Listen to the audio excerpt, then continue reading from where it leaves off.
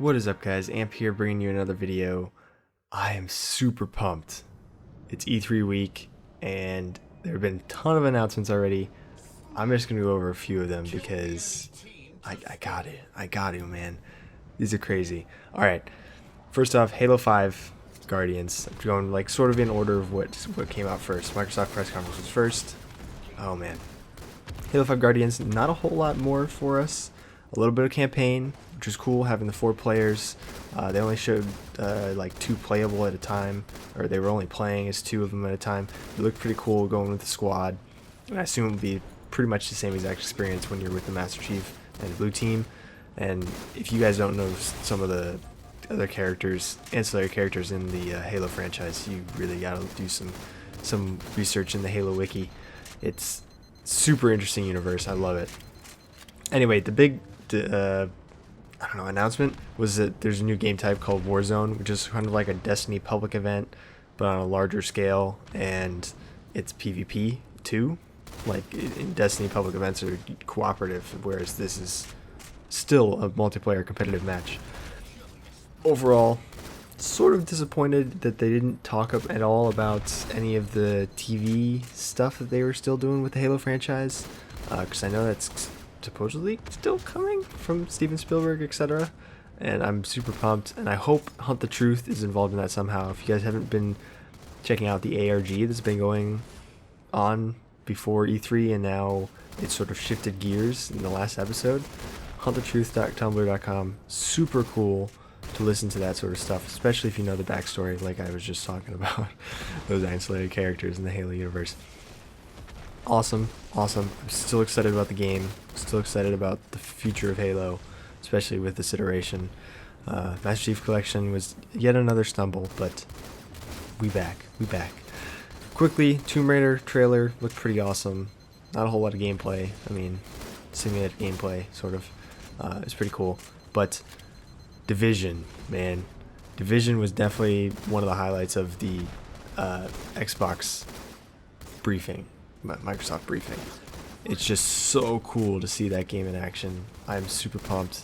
I'm so glad of the time frame it plays into, because I'm a big Destiny player at this point, as you know, and so that's sort of in between the 2 major DLCs. After Taken King launches, it's gonna have 2 more DLCs before Destiny 2 comes out, and it's sort of right smack dab in the middle, so I can get a lot of gameplay in there before I have to head back to Destiny. Have to, you know, because it's a gaming thing. Alright, 2 other big announcements. Backwards compatibility for 360 games. That's gonna be awesome. I think I already installed Mass Effect 1 because I had it digitally, and it's super easy to just throw it in. I'm gonna try my Black Ops 2 disc, see if I can play a little bit of that, because I'm in the preview program, so a lot of that stuff's already activated for me. I'm gonna try that out. We'll see how it works. Otherwise, I'll just be playing on my 360. And that brings us to sort of an interesting thing.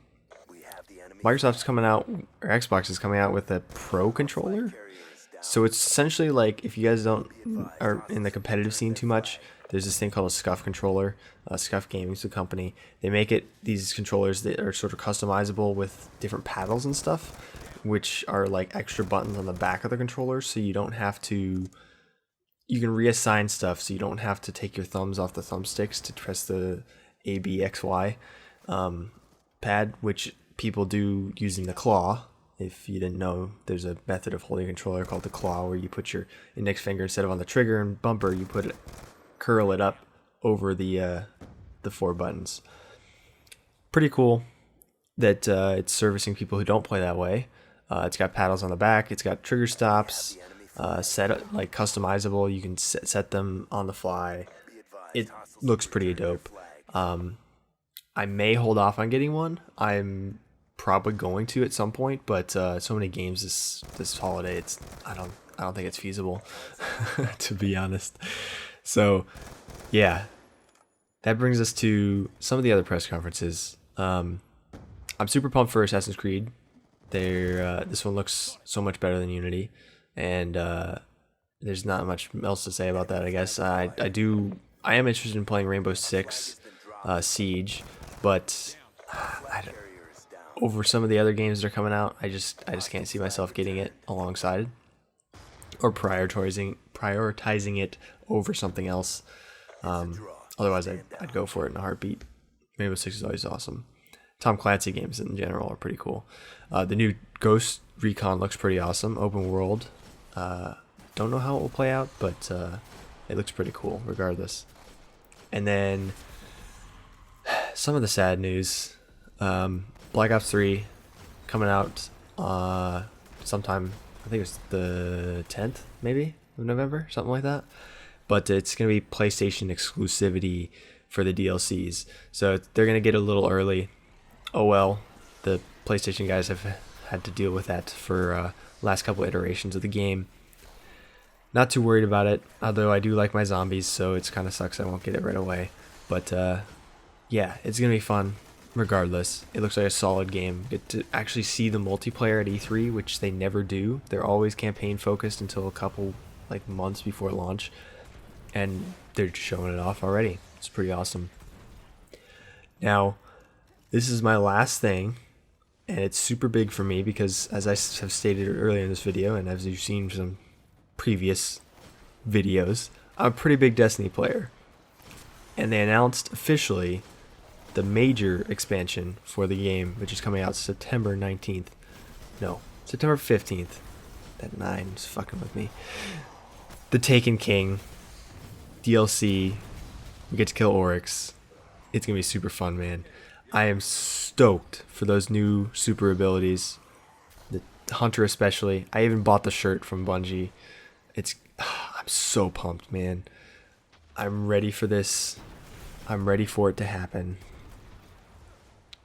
Come faster. I need September to be here already. Come on. I need it. I need it now. Taken King can be super cool. Check out the trailer at the very least. If you have a couple more minutes to spare, the vid doc's pretty awesome. Shows you everything involved with the new supers. It shows you even snippets of the raid. It talks about the new enemies, the Taken, which is like a combination of all the other types of enemies. It's super cool. I'm pumped. And